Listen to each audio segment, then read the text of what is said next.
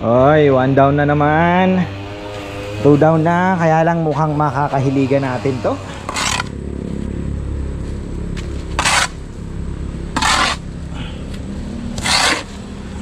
Sa ilalim.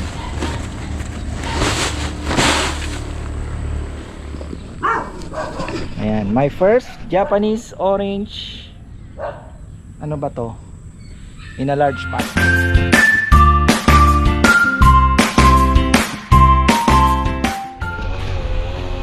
Ay, magandang buhay mga ka-farmer, maulap na naman. Tayo ay magpipintura ng, mukhang kailangan ko ng maganda siguro malagyan din ito ng mga nakapaso na halaman. Ano? What do you think? Parang maganda. Tignan natin kung ano ang pupwede. Simulan muna natin dito sa tatlo. Lalagay natin doon.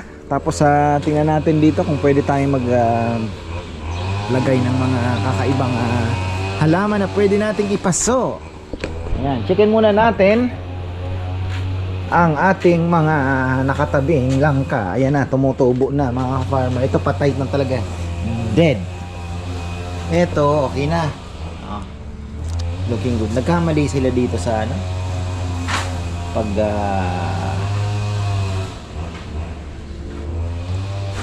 pagbalot. Pero at least okay. Ito masyadong maliit kasi talaga yung sayon, no? Na-stress patay talaga. Problema, binabanatan pa ng anak ko.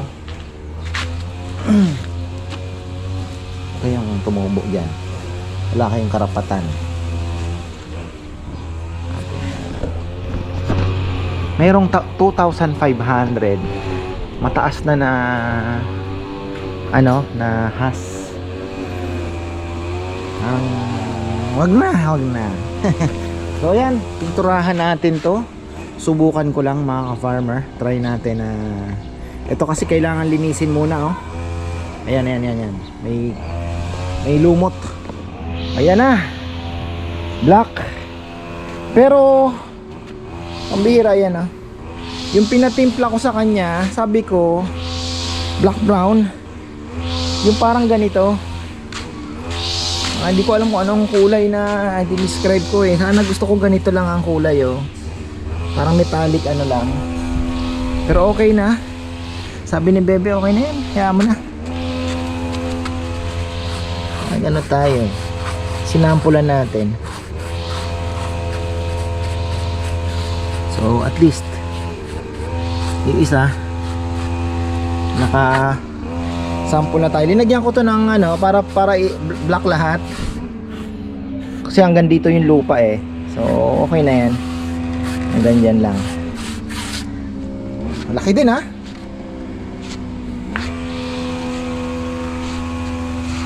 Sana maging okay naman yung Japanese orange saka yung kiat-kiat dyan.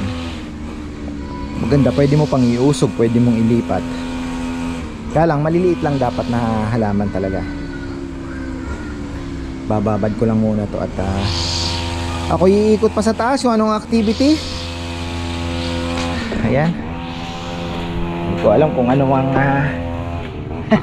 gusto ko sanang maggala-gala. Ang problema naman wala, hindi tayo makaalis mga ka-farmer. Kaya pagtsagaan nyo na muna ang ating mga vlogs ngayon. At ulit-ulit. Minsan nga sa sobrang antok ko, yung mga spelling ko pala hindi pa. Sabi ni Bebe, ano ba? Wala kasi akong salamin. Pagka nag-edit na po ako at nakahiga na, minsan tinatamad na ako, bukas na to. Talagang ayoko din naman pong pilitin. At alam nyo na, health is wealth, diba? Pagka talagang ayaw na nung katawan, ayoko na din naman pong pilitin. So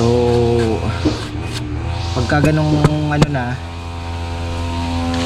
medyo malupit ng panahon at talagang hinihingi na ng katawan ng pagod, hinahayaan ko na lang, sabi ko bukas na. Mahirap naman pilitin. So ayun, kaya minsan pagpasensyahan nyo na po. May mga ano pa, tinitingnan ko yung may mga re-retouch pa natin to at may re-retouch pa natin. Bilis lang naman matuyo, water base. Ano, tuloy natin. Tingnan nyo naman ang kulay. Okay naman, para siyang hindi naman siya ganun. Kulang lang talaga sa pagka ano ng konti. Pero maganda naman ang dating. O, ito naman ang pipinturahan natin next. Ito kailangang ma-brush, oh. Kailangan munang ma-brush yan, ah. Ano kaya? Tapos etong lupa, maghahalo na ako doon. Kahit medyo masama ang pakiramdam ko, para akong uso po ngayon ang influenza dito sa Pinas, lalo na po sa Manila. Mukhang nakasagap ata ako, ang masakit, kasubang ko at ang aking timpla, sakit ng lalamunan. Kukuha tayo ng halo dito na hahaluan na natin ng lupa yung nabili ko. Pero baka may dumating po ako ngayon na ano din tawag dito, bagong soil mix. Tingnan natin yan. Maganda din kasi yung nakukuha ko dito compare dito. Mas mura naman ito. Kaya lang, yun nga, pinakita ko na po sa inyo kahapon yan. Parang puro ipa na lang at so ano, yung parang ipa at actually hindi siya, parang sawdust eh. Hindi siya ano eh, yan, tingnan nyo, sawdust nga. So maganda nito, pang loose lang to ng lupa. Hindi tayo mag ano ng marami nito. Kailangan din ng siyempre may soil talaga, ano. So carbonized rice hull. Tapos ang hinalo nila is hindi nga kokopit ito kasi mahal din ang kokopit eh. Sawdust ito, mga pinagkataman. Ayun mga ka-farmer, hindi naman tayo na-scam, pero hanap na lang po kayo kasi may nagtanong din dito sa akin eh kung saan daw ako nakabili. Kinuha niya yung number. Hanap na lang po kayo ng mas maganda. Mas maganda pa yung binibili ko dito na 150 na isang sako compare po dito para sa akin ayan, pero maganda din tong panghalo. Pero wag po yan, wag niyong puruhin kasi kawawa halaman, hindi gaganda. Pang loose lang ng soil. Kunyari medyo clay ang lupa ninyo, pwede niyo pong lagyan yan, maganda yan.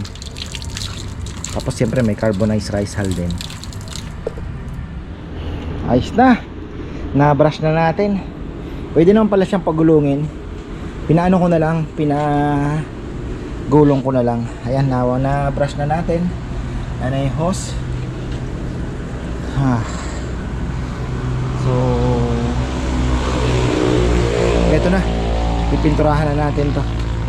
Walang ako ng kailangan ko ng paano ba, pagulungin ko na lang muna dito yung karton. Ay, 1 down na naman, 2 down na. Kaya lang mukhang makakahiligan natin to mga ka-farmer kasi marami po akong gustong isubok din sa container kasi wala na tayong mapagtamnan. So pwede tayong mag-expand dito sa gilid nga, sabi ko kanina.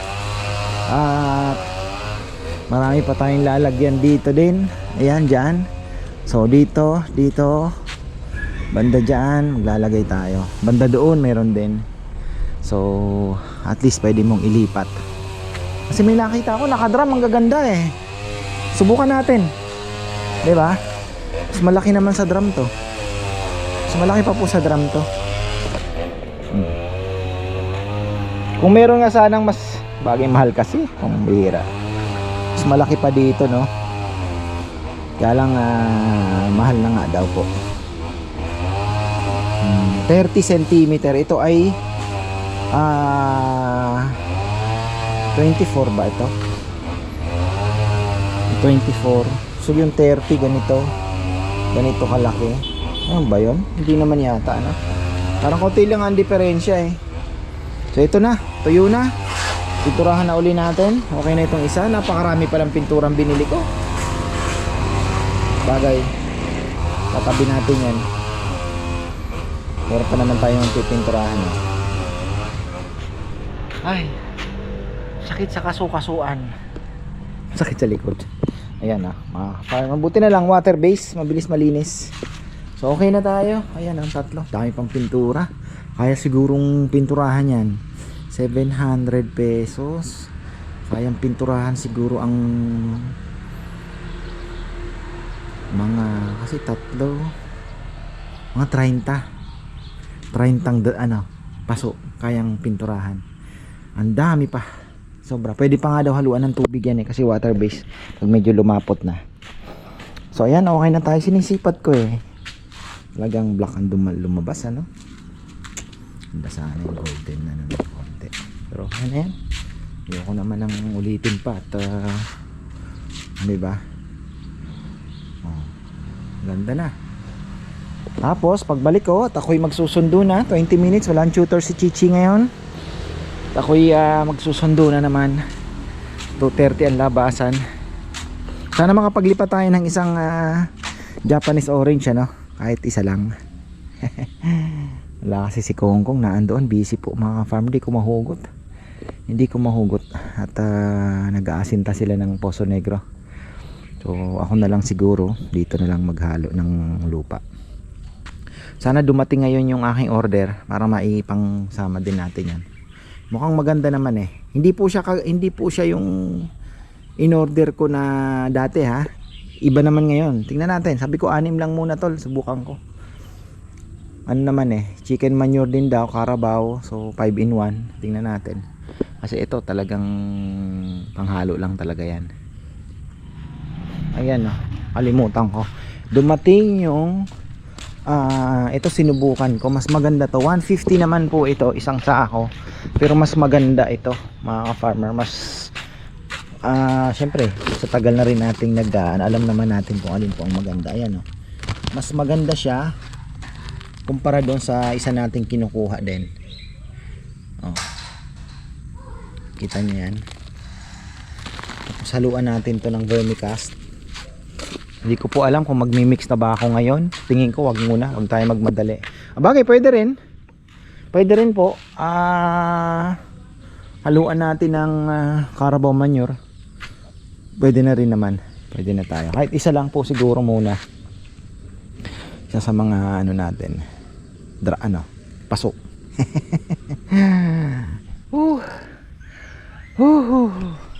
Pagod din Hindi ko po binuhat. Hindi ko kaya yung ginawa ni Tyson. Ito po ay pinagulong ko lang. Grabe. Bigat. So try natin maghalo. Sayang naman kung di natin tatapusin yung vlog na yun. Try natin maghalo. Meron na akong isang timba na Carabao manure na talagang nabulok na rin. Yan. Puro yan. Yan po ay puro. Kinaganda dito. Kaya inaano ko pa po is hahaluin pa po natin yan. Kaya diba, haluin pa po natin.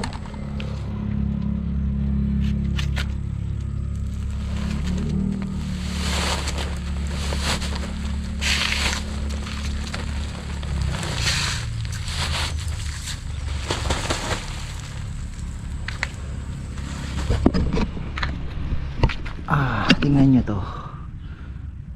Mas marami siyang lupa na yan kakaalaman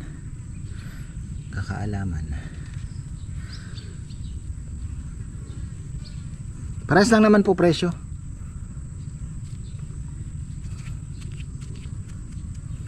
Tapos yung binili natin from Cabanatuan.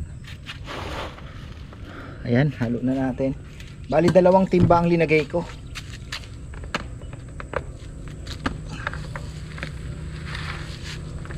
Dalawang timba. Tapos, by the way, mga ka-farmer, 281 pesos. Same na same nung binibili kong 600. Actually 700, binabawasan nila ng 100, pero parehas na parehas. May pintura pa. Saan ka pa? Baka bumili pa ako doon. May ilang piraso pa Ayan. Luin natin ng maigi para solid.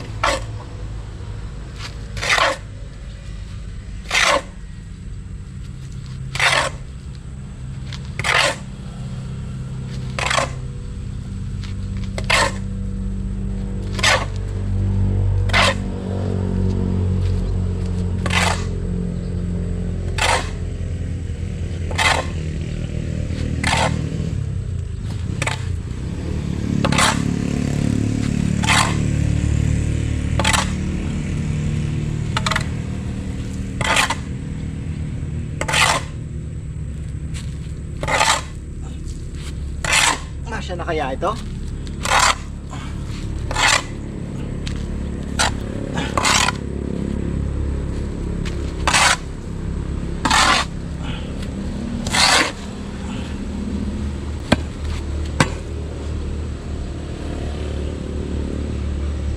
Kulang na lang nito vermicast. So dahil nagmamadali ako, habol na lang natin yung vermicast. Pero sa tingin ko all goods na, o pwede pa natin lagyan ng manure para sigurado. Tatluhin natin. Ayan. O kaya sa ilalim lagay tayo ng manure din na pinakailalim nung ano, puro ba, pinakailalim niya. Hindi lang pala Carabao manure ang nilalagay ko, hindi yung fresh na pinag-grass cuteran, lagay din natin sa ilalim. Ayan. Ito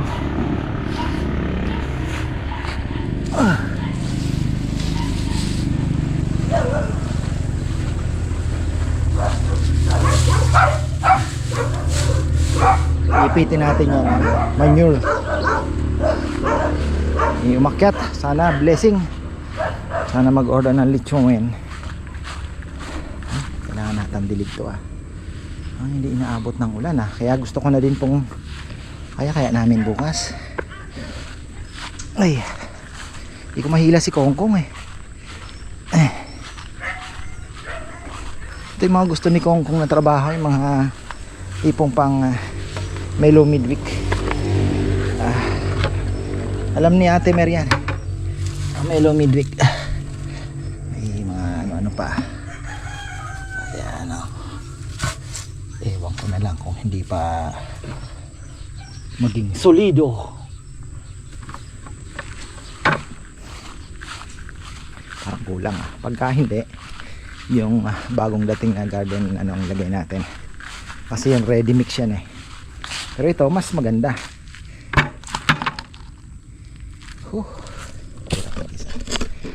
Hirap mag-isa sa buhay.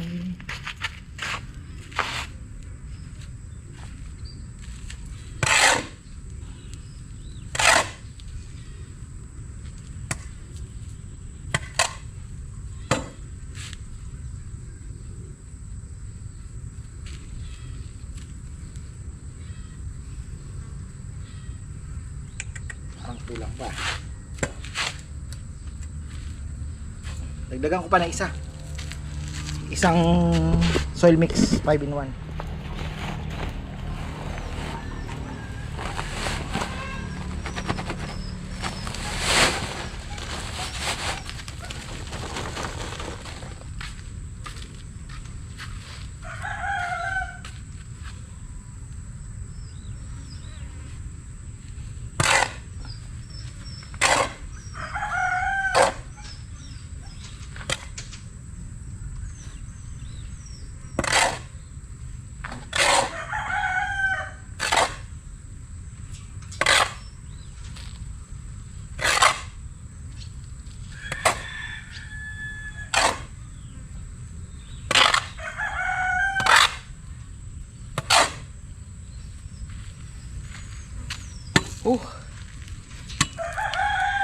Hindi kinakapos ako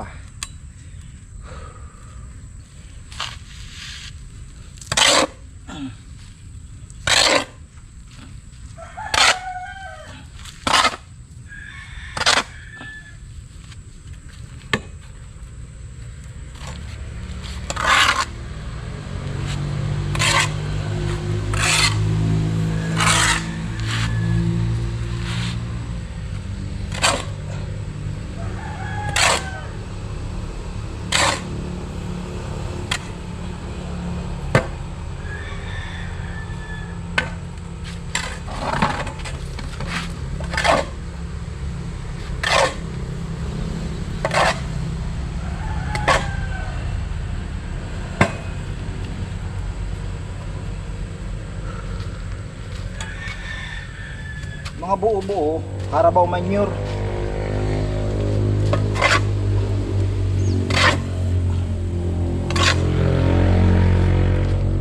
Pag sumobra, sa kabila.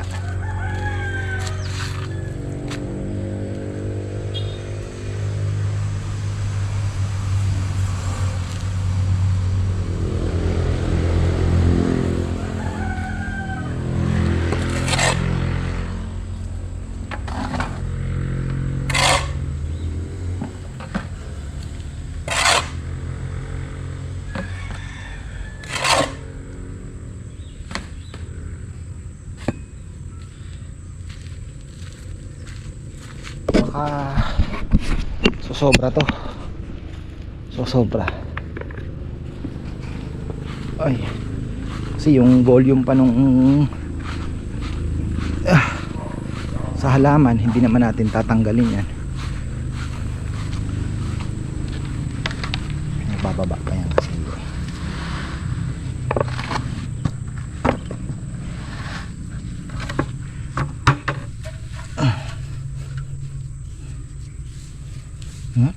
So dust lang talaga, oh. Oh.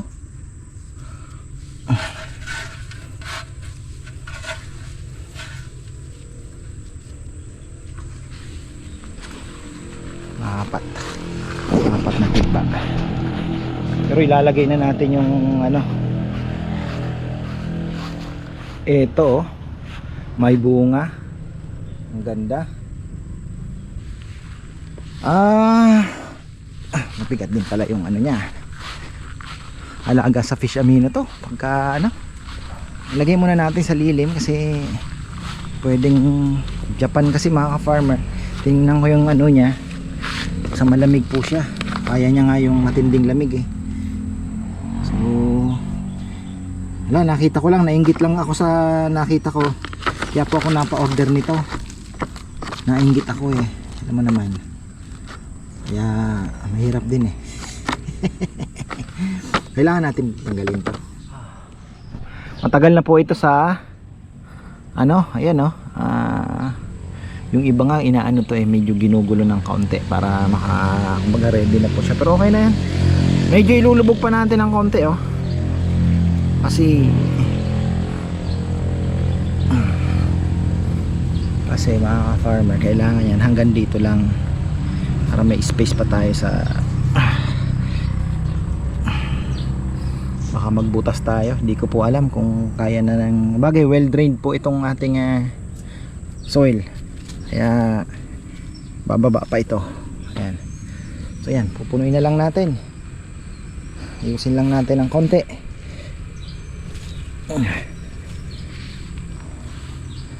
Tama ba? Okay na ba siya? Naman pagka na ano natin eh. Yan! Perfecto. Yan.